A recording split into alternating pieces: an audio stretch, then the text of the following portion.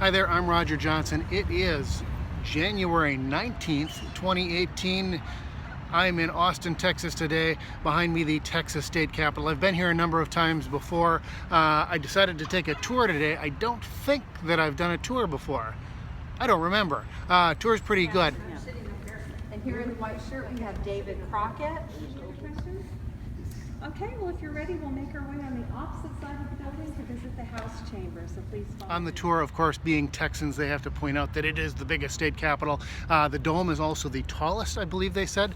If you took the Statue of Liberty, disassembled it, reassembled it up inside the dome, she wouldn't be able to reach the ceiling, or she wouldn't quite make it. I don't believe that included the pedestal. I think that's just the statue. The one unique thing about the state capitol of Texas is inside the rotunda, around each of the different layers, is portraits of all of the former governors of Texas and presidents of the Texas Republic, going all the way back to when Texas first became an independent nation. And here's the weird thing. Every time the governor leaves office, he becomes a former governor, or she, and so they have to add a portrait. So every single portrait in the entire rotunda gets moved one position to the left, and they all go all the way up. All of them, they move them. There's 6 empty spots right now. They don't know quite what they're going to do once they fill in those next 6 spots. I think they've got plenty of room. That's one of the things that I didn't like about the Capitol here. Huge building, ornate, really fancy woodwork, but outside of the rotunda, outside of the main entry hall and the legislative chambers, it's kind of vacant. There's not a lot of paintings or statues, but then again, in those legislative chambers, lots of cool paintings and the light fixtures. The lights actually form the letters TEXAS around. That's kind of neat. So everywhere you go, you see those little details. The entry hall where you come in, there's statues of Sam Houston and Stephen Austin. Stephen Austin, the father of Texas. Sam Houston, the very first president of the Republic of Texas, the commander of the Battle of San Jacinto, where Texas gained its independence. So there is history there. Really cool, really neat building. One of the things that I didn't know until after taking the tour is they expanded it a few years back, but you can't really tell from the outside. It's all built underground. The other side of the Capitol building from here, when you're up on the surface, there's these giant skylights. Well, underneath those skylights, there's 4 levels of new Capitol building office space and committee rooms and a cafeteria, all the kind of stuff that a Capitol needs to operate as an office, as a state building. Huge. They said that the new underground space is actually bigger, has more space in it than the original Capitol building. Just over here is the governor's mansion. They do offer tours of that. I've never done it. Governor's mansions are always tricky because they're always kind of on a limited schedule, and I'm never there when their limited schedules happen to be. I think I've done West Virginia and Iowa.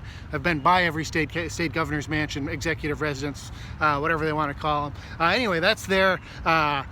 If you're into presidential history like I am, of course, former President George W. Bush, before he became president, was governor of the state of Texas, so he lived there. Also, here's the rumor I heard, or I read several weeks ago, a while back. President Bush, former President George W. Bush, when he does pass away, as we all do, his plans are to be buried in the Texas State Cemetery. So I went and visited that this morning before coming over to the Capitol.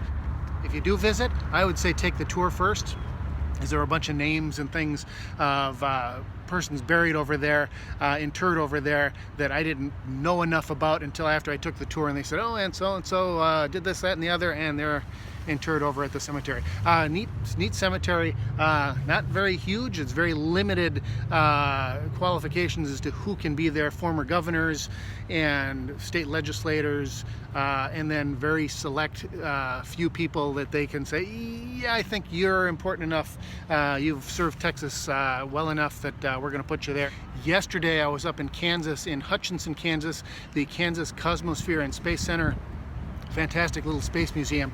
Right outside the main door where you go in, there's a statue of Gene Cernan, the last man to walk on the moon, the last person to step up off of the lunar surface and climb aboard the lunar module and blast off and head to home, head to Earth.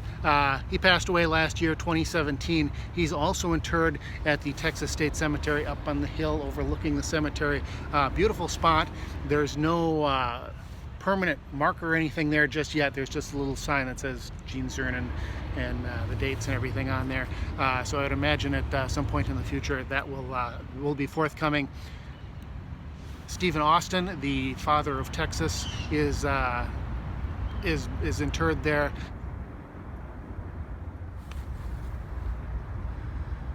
Civil War veterans, Confederate veterans, big section of Confederate soldiers, as well as generals. General Johnston, who was killed at the Battle of Shiloh.